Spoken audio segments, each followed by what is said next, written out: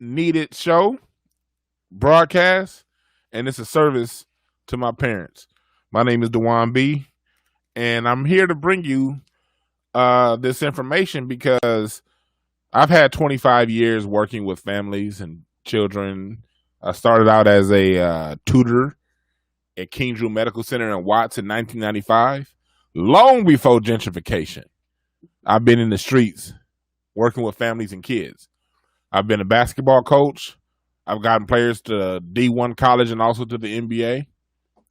And I worked for a mental health agency for 10 years, linking families to resources. And for the last 3, I've had my company, Breakthrough Advocacy Services. Breakthrough Advocacy is a company that has thrived on getting children with special needs access to help from the school system through their IEP. Because one thing these school systems do is they like to take black children, put them in special education, throw them to the side, and basically put them in detention camp. So I created Breakthrough Advocacy Services to fix that problem. You know what I mean? Because our kids need education, not criminalization. You know, and so that's why I'm here.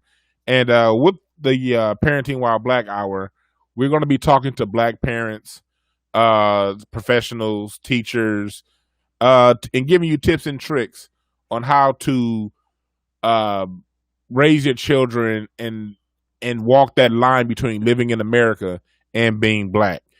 There are a lot of mistakes that we've made as a people, you know, acting, you know, not telling the younger generation of what we went through and how we've gone through things. So that needs to be fixed. And so this show is a medium for that. Online, I got one of my favorite parents, one of my favorite people, Black Like Vanilla. I love her website too. We got B here on the line. What's up, B? What up? Thank you for having me, Dewan. Thank you for joining us because let's just get right into it. I have you as my first ever guest, and that's by design. I'm honored. Ever this so in the archives come when this show is a shit in 3 years, they're gonna go back to this first episode and still be looking at it. So you're gonna be getting that's just how it's gonna happen. I'm down for it. Yeah, and the reason why I have you as my first guest is because you share on Instagram and Facebook a lot of things that you do with your daughter. And I be watching the things that you do, and I be thinking like, man, if more of my parents understood this that I work with, you know, we can go a lot further with the children. And for the people out there, when I say the things that she does, the things that impress me about Bianca is and we're going to get into all these things, but I'm just going to give you a quick summary of why I chose her as my first guest. Bianca's an artist, great fucking artist, man. I saw this one at work like, wow. And she passes the information down to her daughter. That's a bonding tool that she has with her daughter, learning art and growing in art. And she put up a Facebook post about a year ago that I'll never forget. I'll never forget it because, you know, I'll be thinking like, well, this is a simple bonding tool that can solve multiple problems at once. It can solve bonding, and it can also solve teaching our children who they are. And that's when you had that post where you were asking about singers for your daughter. You're like, who are some singers I should turn my daughter on to, some black female singers, so I could teach them who they are. And that's the way you can teach them, 1, history, 2, music and what true music is, because we see what's put out on the radio right now, and that's not really, really good music that's really put out there, as far as the quality goes. So in that exercise, you did a lot of things that was just to me, very impressive. So I want to get right into it. As a parent, what started you doing that? Like, was it a natural thing, or was it just, okay, I'm trying to pass some damn time? Well, how did you get into teaching your daughter art? Well, so first let me ask, cursing or no? Yeah, you can curse. We got to be real. Y'all parents be want to curse these kids out. Shit, fuck it. I want to respect your platform. Honestly, I wish I could take credit for my kids' artistic ability. Like I'm good with art in that, like I can not trace. I can look at something and draw it, but not at perspective. This kid legit just came this way, and it's twofold in that one of the things that I don't think that parents understand, or I think it should be told straight up, is that we're given a seed, right? And it's our job as a parent to water and nurture that seed. We have no idea what that seed is going to grow into, but we know that it exists in order to be something. Yes. And I noticed early on the talent that was there, and I was just like, I'm going to do everything in my power to nurture that, you know. So I exposed her to a lot of Black artists, and her school, which speaks volumes to the access of influences and resources you can get at your school, they had various art assignments to where they had to like mimic famous paintings. So there was a level of exposure with that too, that allowed me to see that my kid had something special that I needed to make sure I supported.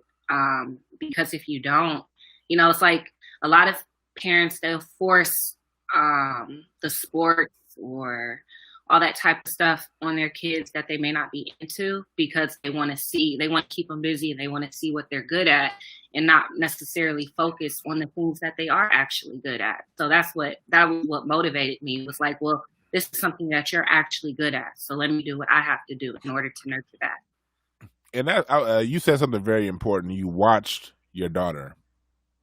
You let her.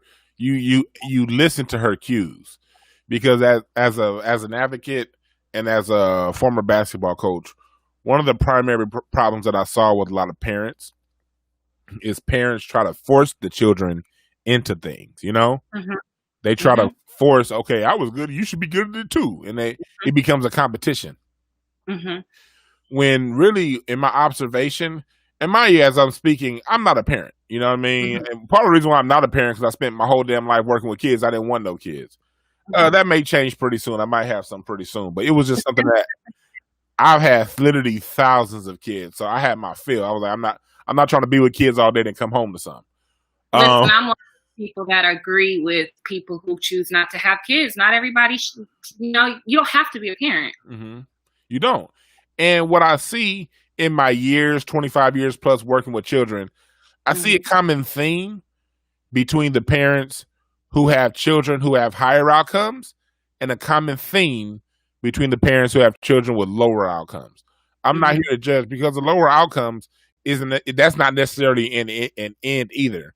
That's something that's also out there to be fixed.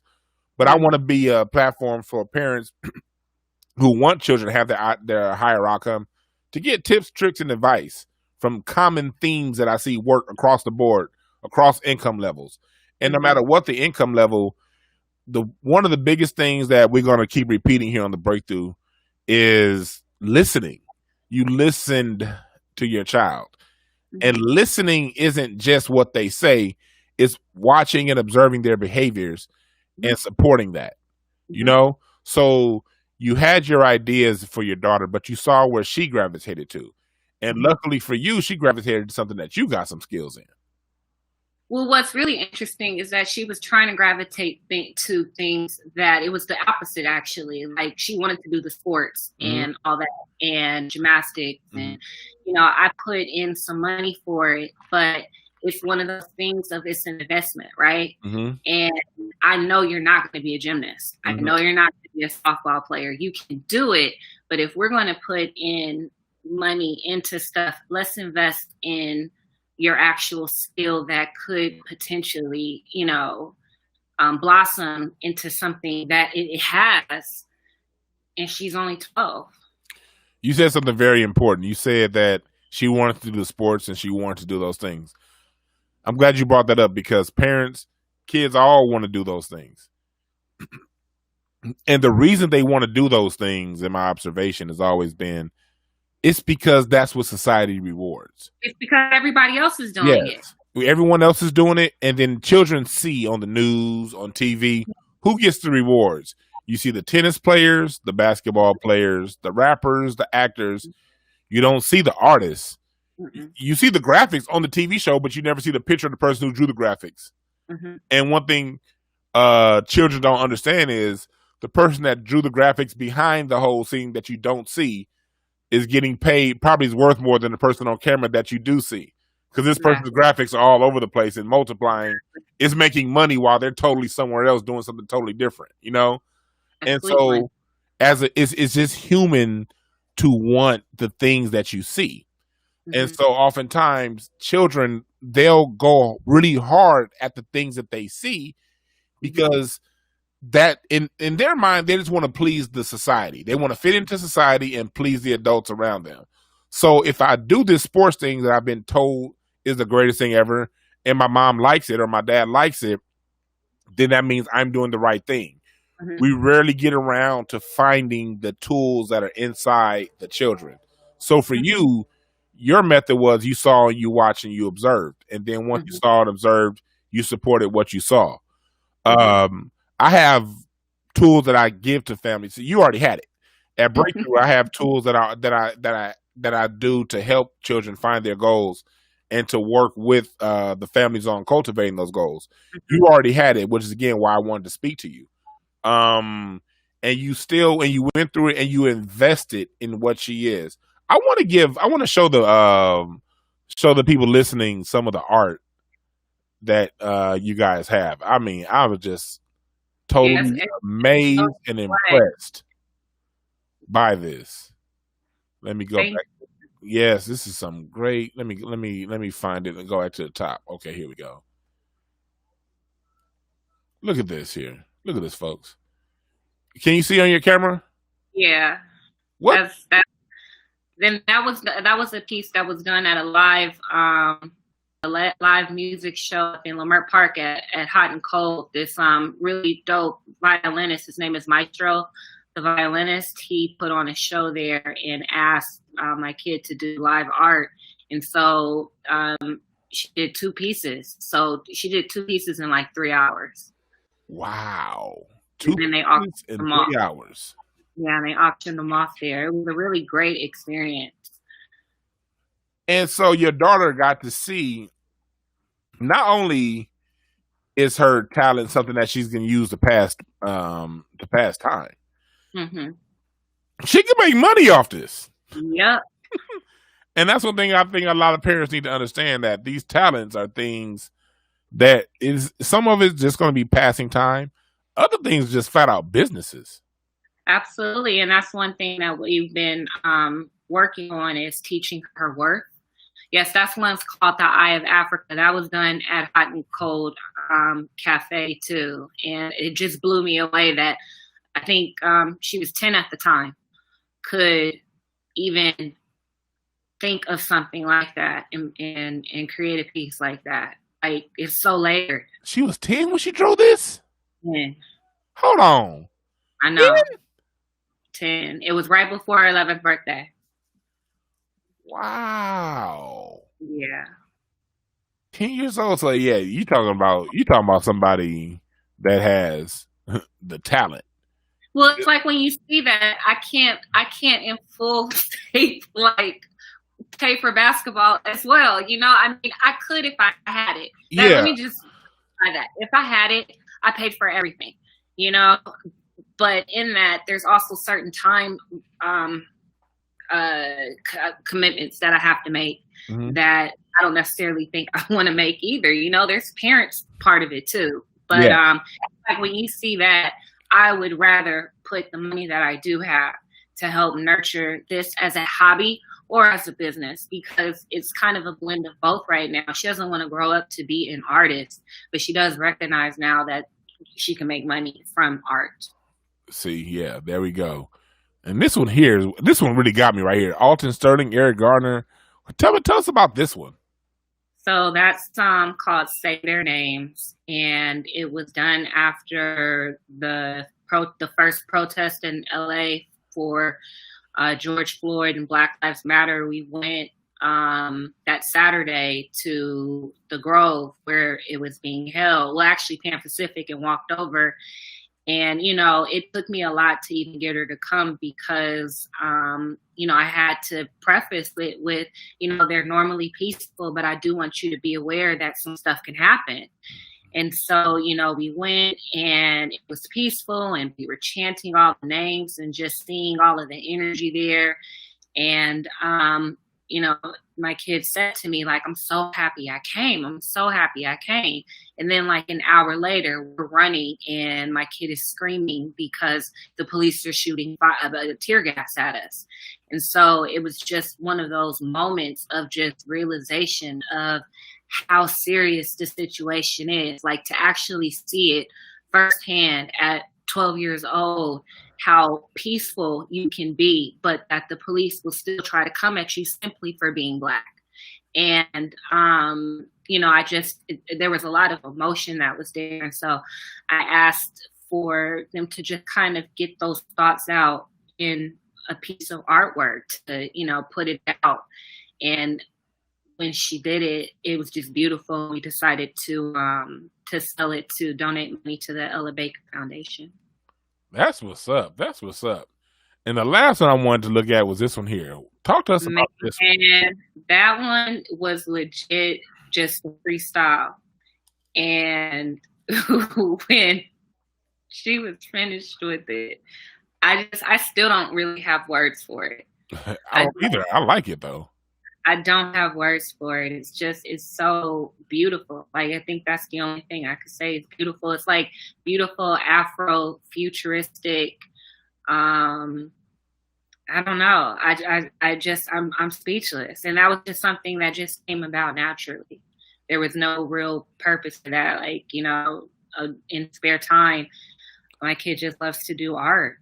I would love if it was okay with you to put some of these pieces up on my website. I mean, just to show if she's okay with it. Because I have to.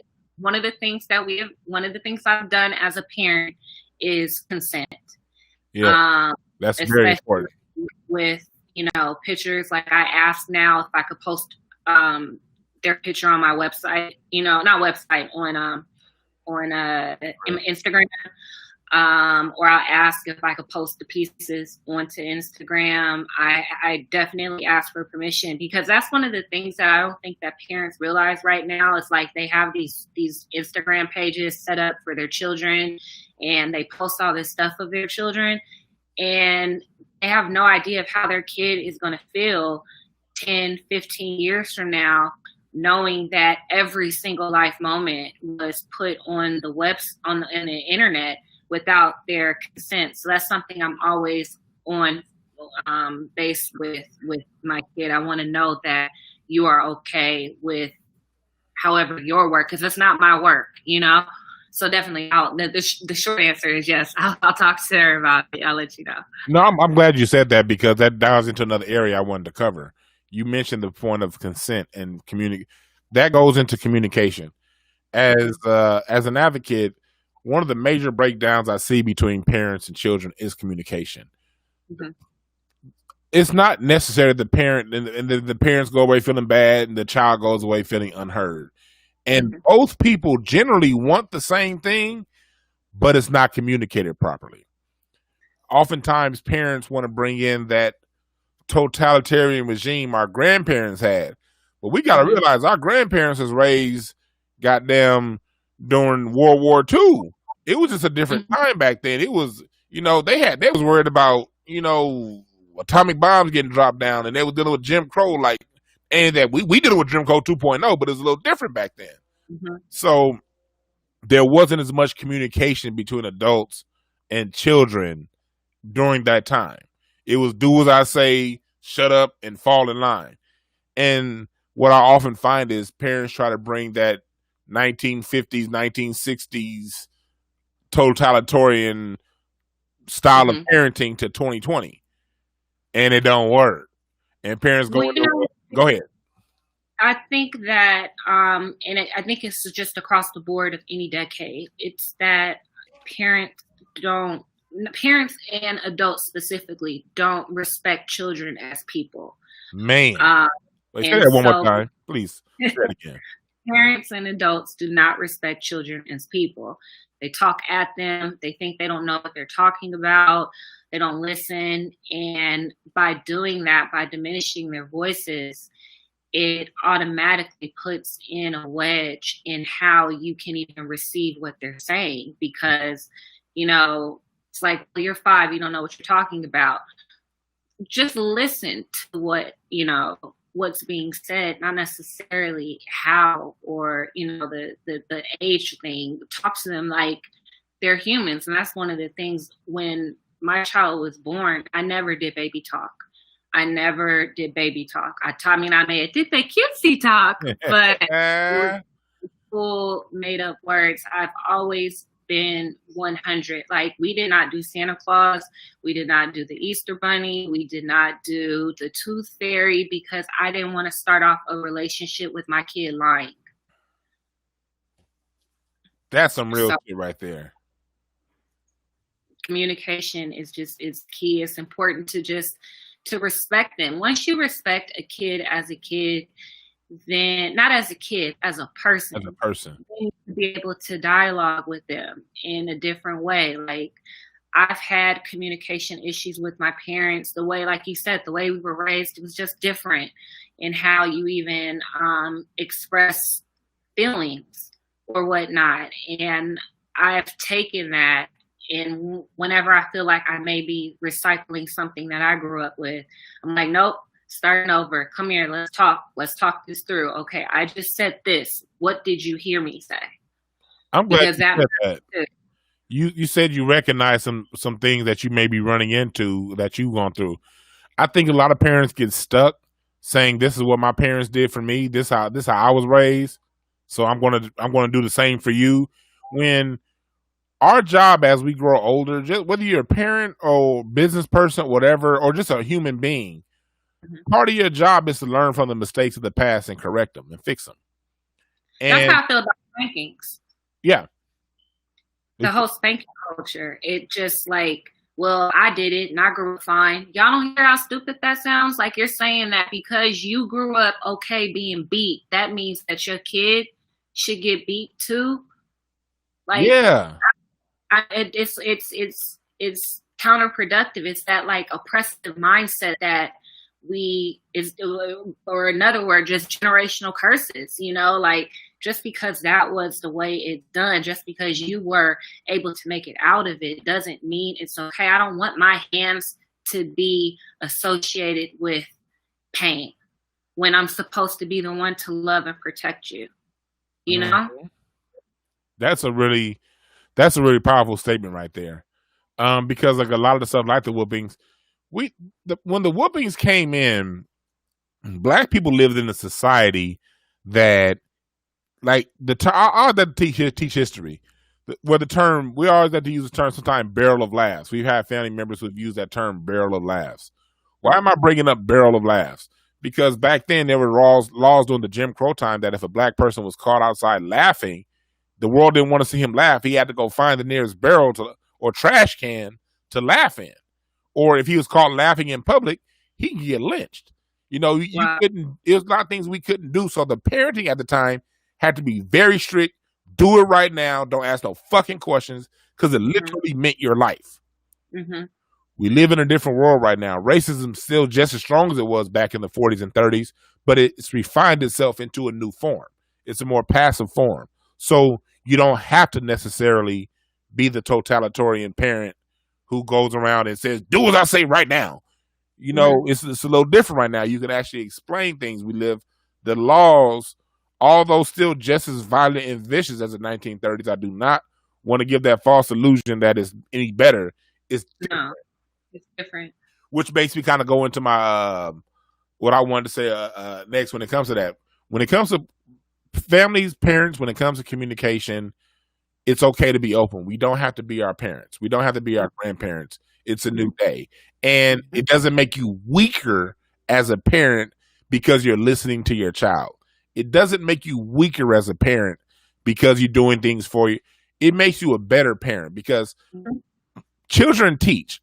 And that's like one thing I've learned over 25 years working with kids.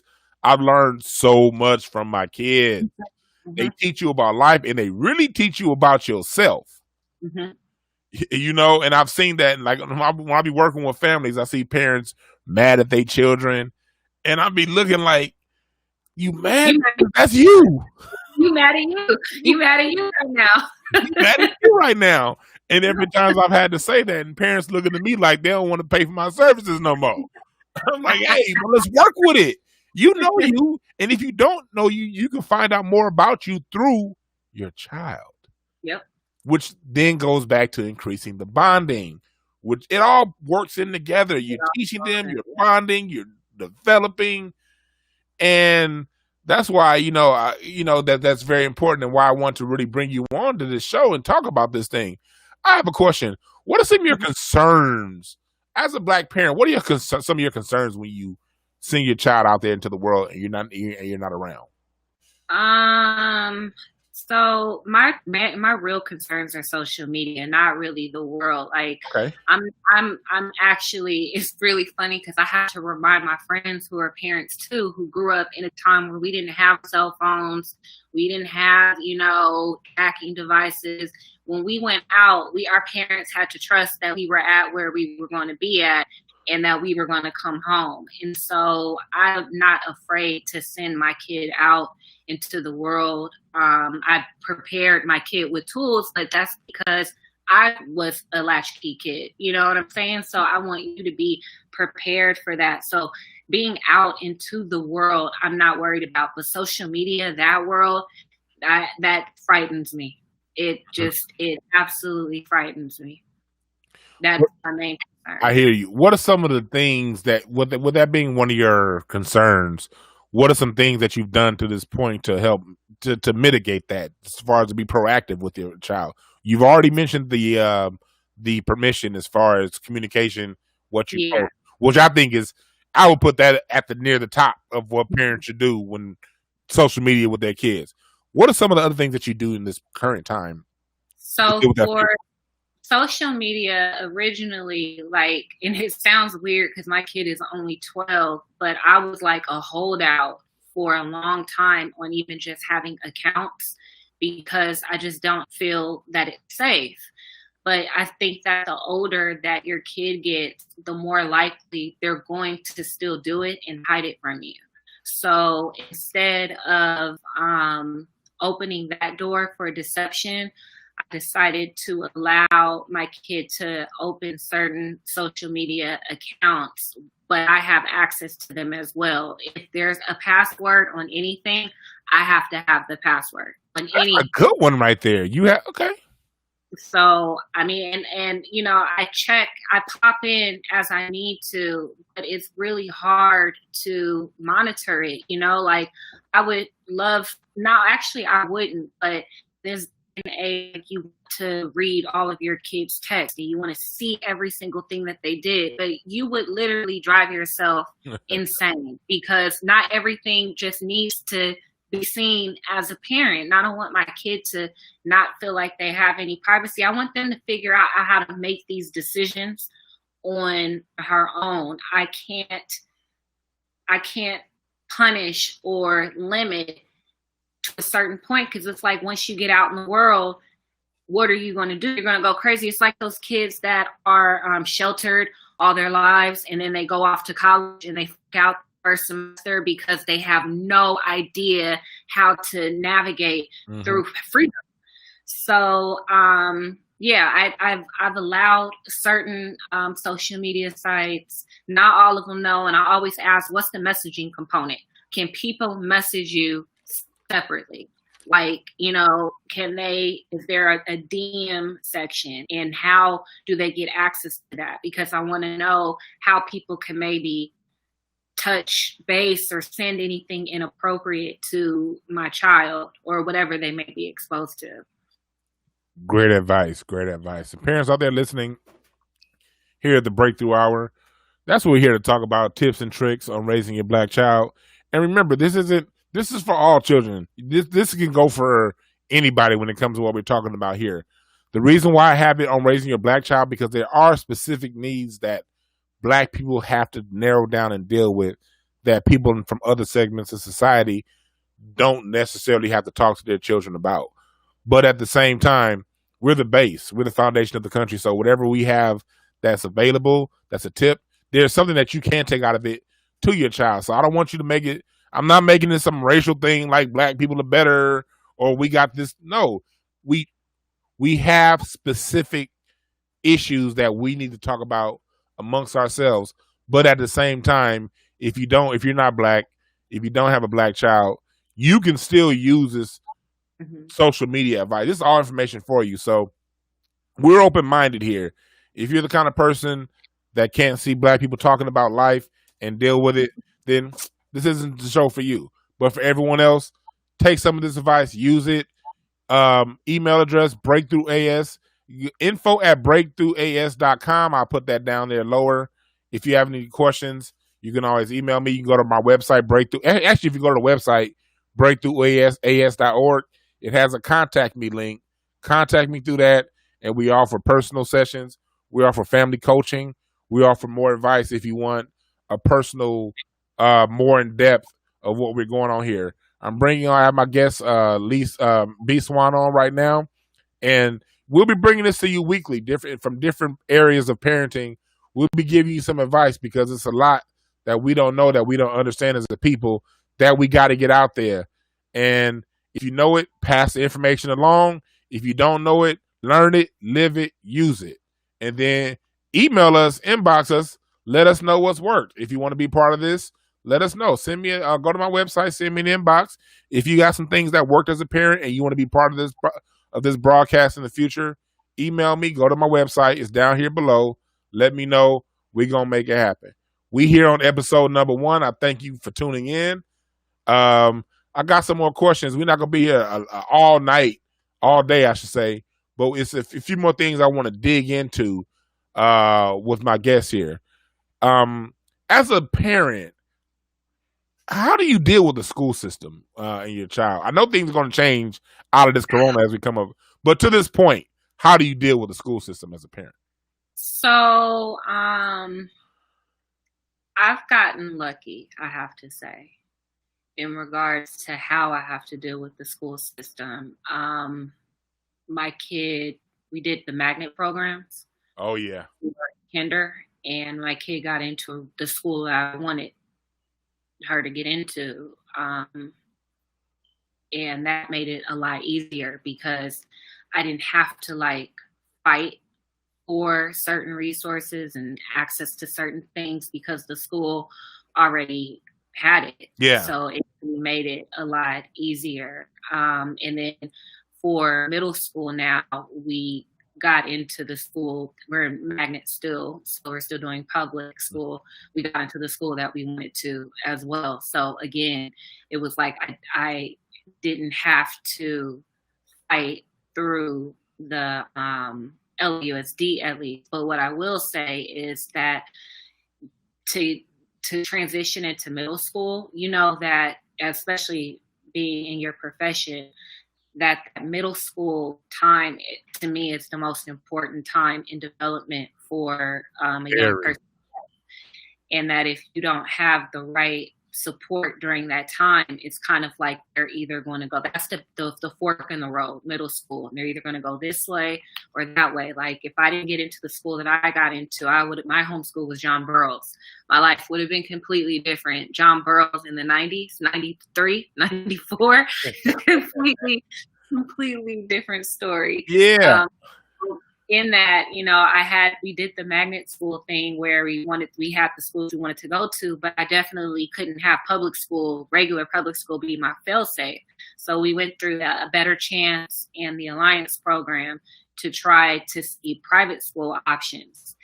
And private school was legit my last resort. I did not want to put my kid in those schools because I knew that was going to be a system that was going to be something I was really going to have to fight through. And I'm happy that I didn't. Yeah. And it's just because I'm glad you gave that information. Alliance and what's other one?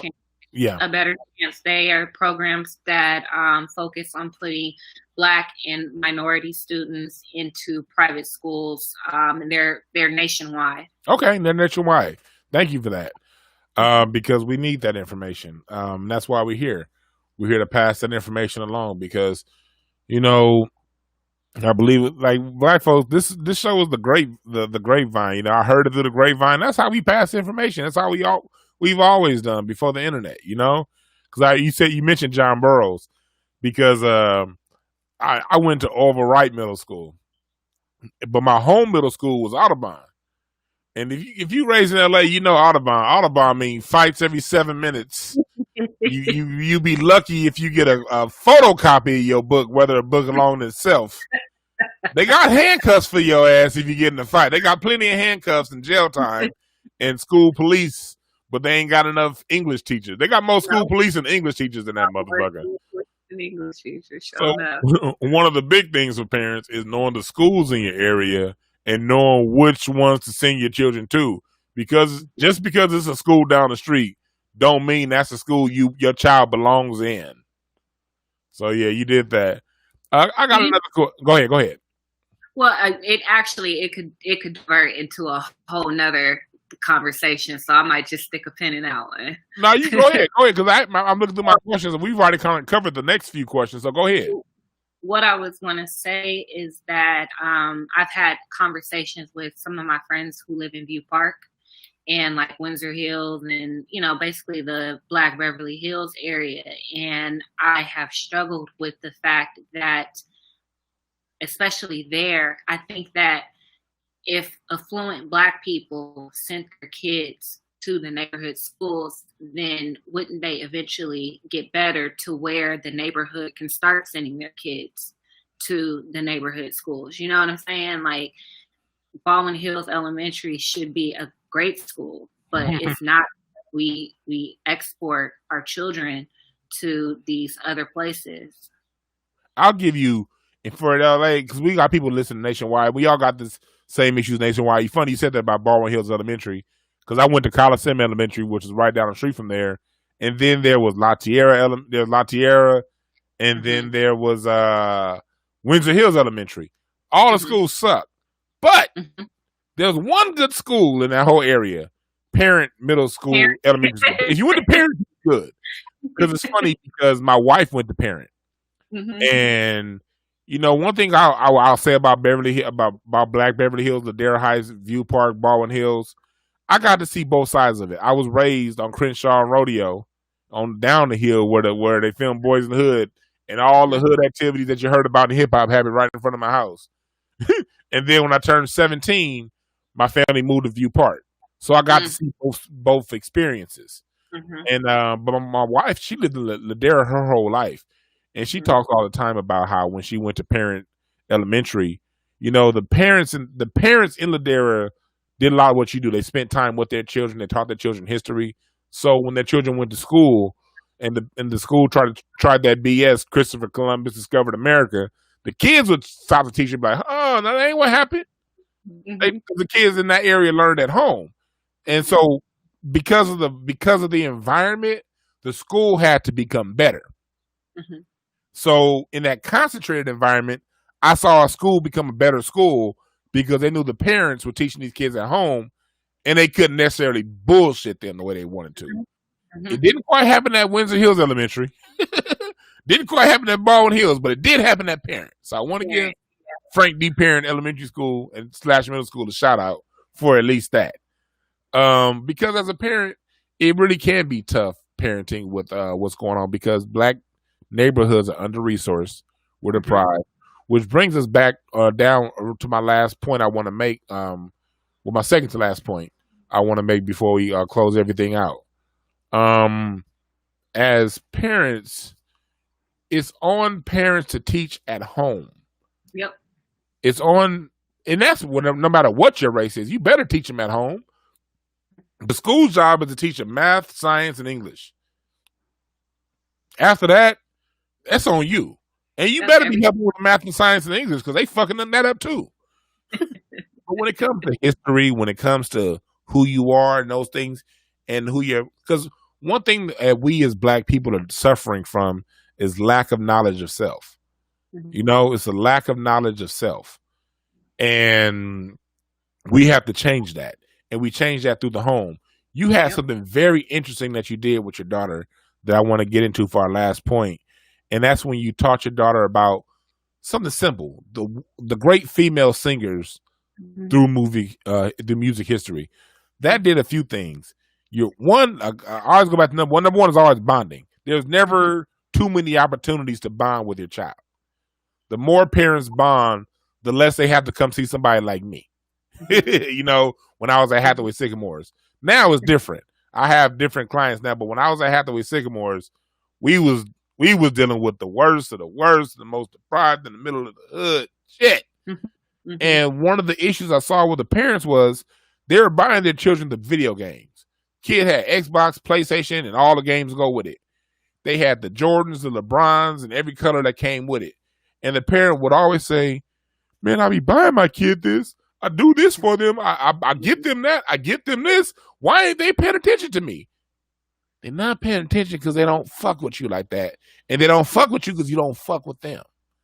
So one way that you can create that bond if you don't have it, or increase it if you do, is by simple things like music. We all love music. And you chose, talk to us about the exercise you did with your daughter and picking music and artists. Well, I think it was Nancy Wilson who died. And that made me go, okay, well, who else haven't I exposed her to? And so, we just kind of played music, but we played music. Well, when school was in, we would play music every morning. It's like I raised my child on 90s R&B. Yes. I also raised my child on Art Laboe.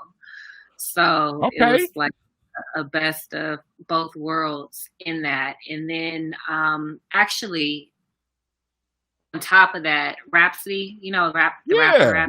I love Rhapsody. So recently had an album out, and my kid is a fan of Rhapsody now too, because I also slowly exposed to current music just to help set the palette of what good current music is like. And Rhapsody's last album, each song title was named after a Black woman in history or whatnot. So it was like, one's named Nina and one is named Billy, and I think I made up Billy, but I definitely know Nina. And so I asked my kid to write out about each of those women, to give me a paragraph about why that song is, basically why that person is named, why the song is named after them. So it's an opportunity to combine teaching with the love of music, and the same with the other artists. I think, who else did I have to put on? It was Diana, Dion, Shaka Khan. Oh, Shaka gets much play. I was about to say, I hope Shaka Khan was in that. Shaka gets much play. But so it's twofold too, because one of the things that we do, like you had mentioned about the devices and kids kind of just tuning out because they have access to this technology. We do a token system where you have to earn tokens in order to get that type of free time, in order to watch TV, in order to use your iPad or be on the phone or anything like that. And so we use the Connect 4 pieces. Yellow is for 30 minutes and red is an hour. And so if you read for an hour, you get an hour token ticket to spend how you want to spend it. So in those projects, in having to write out about the different names, they were able to earn tokens. So now you can get on your tablet too. So it's like it's a lot of ways you can incorporate life lessons and life skills in just the small things like that. And it does increase in bonding as well. I love that. Token tickets. That's another one for parents. Take that note. Because tokens. Make them earn the tokens. Like, you got to clean up, do housework. You got to do anything other than being on your iPad or television. You know what that teaches? It teaches the larger lesson of working for providing for yourself, because we all are going to have at some point have to provide for ourselves. And I have parents that ask me all the time about these different issues that are going on in life, and what do I do? That's a great thing to always have your children have to work for extra things, because that's what they're going to do the rest of their life. Yeah, So these kids are so entitled now, you know, like they just feel like everything should just come to them. And that's one of the things that just does not fly in my house. I don't do the entitlement thing, and I definitely believe in community parenting. If your kid is acting bad around me, I'm going to check them. And I would expect you to do the same from mine. yes, community. It takes a village to raise a child. It takes an entire village, and I am so blessed to have the village that I have. I've cultivated an amazing group of people to be around my kid and who have helped influence her in ways that I couldn't. I thank you for that. Here at the Breakthrough Hour, folks, we all know the problems in the world. At a lot of these shows, they tell you about, okay, what's wrong on black men this, black women that, the society this, racism that. We all know these things exist. We all know bad people exist. We all know bad parents exist. We all know some kids ain't shit, depending on what it is. We just see them like, oh, you gonna be a motherfucker when you get old. I don't care. You gonna be a motherfucker. We all know. We just don't want to say it. Regardless of that, we all have an opportunity to learn and grow. And here, it's all about learning and growth. It's not about getting stuck on your hangups. If you're LGBTQ, we welcome you because you still gonna have to need these tools in life to survive and live. If you're brown, if you're white, if you're whatever you are, we welcome you. But understand that we speak about black children first because that's the highest need. And hell, that's where my 25 years of experience is in, man.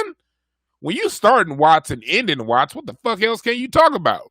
You know, and so so just know that, no matter what side issues you may be dealing with, these are all tools that you can all use to help grow and bond with your children.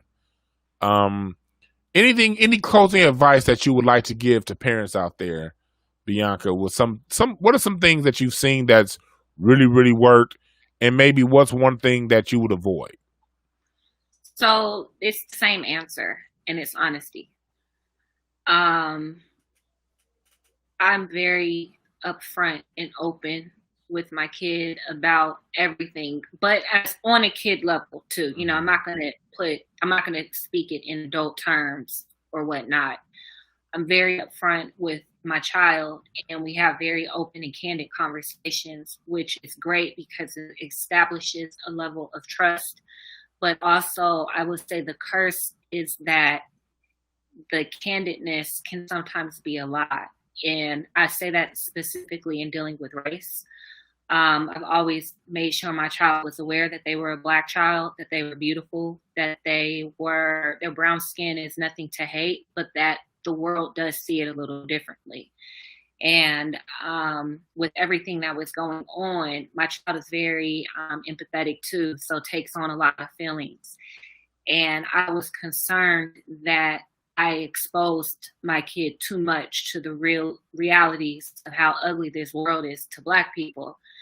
But at the same time, I don't, because when is the right time for a kid to see what being Black in this country is really like? And I think that it's a real culture shock, not just to white people to learn about the ills of being Black in America, but also for Black people to figure that out, because their parents spent so much time trying to shelter them from how the world really sees them, that they go out thinking that they're equal, and we are, but the world doesn't treat us that way. And so that was something that I've struggled with, just in my honesty. Like, did I put too much on you? But I know that I didn't. I know that I don't. I mean, it may feel that way, but I know that the way my child is responding and what I see in the growth, that it was right, So I say, just be honest. That's a big thing. Honesty really is big, because one issue that I've seen on my years working with children is parents, they're honest until they get to the point of discussions of race. One of the reasons why we as a race of Black people are so far behind is because we've gone through so much trauma. We just want our children to have a good life, to just live and have fun But what good is them having a good life, living and having fun, if the first time they're confronted by race is somebody who wants to harm them in some kind of way, whether it be a bad grade from a racist ass teacher who's smiling in your face but doing bullshit, but not answering your children's questions behind your back. Happens all the time. Whether it be the school system trying to put your child in special needs, even though he's perfectly fine, he just don't want to sit down. And the reason why he or she don't want to sit down is because they know deep down inside they're in the middle of a bunch of bullshit. They just can't necessarily vocalize it. But since they can't vocalize it, they're acting out, and the school system is making it seem like it's something wrong with them, when in fact there's something wrong with the school system itself. And if I could add to that, I think that also one of the things that as Black parents we need to adjust, I'm not going to say stop, but adjust our approach, is how we frame whiteness to them, as far as like whiteness being a goal that we attain. Like going to private schools are better because you have access to this, because you're in these white spaces. I think that we have to be very careful in how we picture that, we present that to our kids, because then it grows into their mind that achieving success is based off of white standards when it's not. So we have to break that early on, in that we need to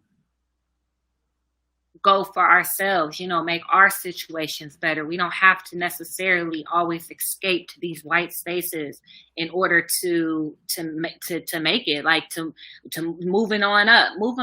Let's move on up in our neighborhood, not necessarily because I moved out of the Black neighborhood, now I made it, everything anti-Kenya Barris shows. That's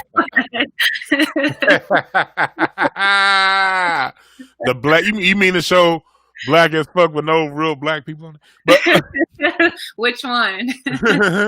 You're right about that. That's the show Mulatto AF. That show. Melungian AF. That show. Well, no, I mean, he promotes, like, you go to, you move to Sherman Oaks and that's making it. Nah, fam, like, blow up the hood. That's what we need to be teaching our kids. And I think that is something that we can be able to break these generational curses if we start looking within and stop with the whole idea of equality with white people. I don't want to be equal with them. I don't want my kid to be equal with them because their bar is so low. Why would I want that as my standard? Like, we bigger than that. We greater than that. And if we instill that in our kids, that we are better than, then we can really see significant changes in our futures, Black futures. And that's true, because one thing we do, the mistake we made, is we allowed society and school to start our history with slavery. Yep. And this is the way I teach my children that I work with on slavery and our history. I say, okay, what's your mommy's age? Okay, my mommy's 40, whatever. So when I teach this to adults, if you live 40 years in your whole life, you've lived these 40 years, you've had all these ups and downs, all these things. When it comes to Black society, and we include slavery, when it comes to the length of how long Black society's been around in slavery was literally that long. And it was literally your whole life that you lived up until this point, until I snapped my fingers. And that's how quick slavery started and ended. Mm-hmm. The problem is, when we're raised thinking that's the beginning of our history. That's our roots. We believe that's our roots. So if you believe that's your roots, so imagine if you've been living your whole life and you got in a traumatic car accident and you now need these people to help you rehabilitate for the next 9 months. And when you come out of that, the only thing you remember is the car accident in those 9 months, not the previous 40 years you lived. You'd have a different take on who you are as a person than if you have to have somebody who the person that caused the car accident to put you in the hospital. They're now the ones telling you who your mommy was, who your daddy was. And they're telling you about every moment of your life up until that car accident. The motherfucker who ran you over is the one doing that. And that's what we're dealing with as a people, as Black people, and why history is so important. and why talking to your children and letting them know, like you did with music, like you do with art, what the real deal is. It doesn't go unnoticed, because we have to understand that what we say and how children hear things are two different things. You know, and through this steady communication is how we break this mold and how we go and ascend to the next level as a people. Because like I say, history is so important. It's so important that you as a family, that you as parents break this stuff down. I want you guys to go to breakthroughas.org. Send me an email, because one thing I do, because another reason why I started this is to solve these problems. I will be featuring monthly webinars to parents who want to sit down with their kids on history and how to point and how history ties in to who they are as people now and how they can use that history now to prepare themselves forward. So if you go to the breakthroughas.org website, send me a message, get on the email list. We'll be letting you guys know when these things come, because these are all tools that we can use. Because I understand some parents, it's tough to know all this stuff. You got to work, you got bills to pay, you got shit to do. I get it. So I provided that solution through my webinar monthly series that can help you raise your children and know more of who they are and ask questions. So send that email so you guys will know. And I really appreciate you, B Swan, for coming on. I'm going to please have to have you back. Absolutely. And what's your website? blacklikevanilla.com, and you can go to @blacklikevanilla on Instagram and Facebook. Tell them a little bit about that. Black Like Vanilla is a Black positive brand that I have cultivated that highlights Black history, Black news, Black culture, and Black excellence. It's just basically to take back the power of our stories, because we've had other people telling our stories for so long that it's time for us to start telling them the way they're supposed to. You see it down low on the screen, blacklikevanilla.com. You see it in front of you, so there are no excuses. Go follow blacklikevanilla.com. It's always information that we need. She's always on point, always on top. And that's what it is. We got to tell our own stories. We got to provide our own media, because we know ABC, CNN, they don't give a shit about us. So we got to do this ourselves. That's what we're here for. I appreciate you, Bianca, for doing this. We're going to do it again. And thank you for being my first guest. I appreciate you having me. Thank you so much. This was fun. Thank you again. Have a good one. All right, you too. And remember this, people.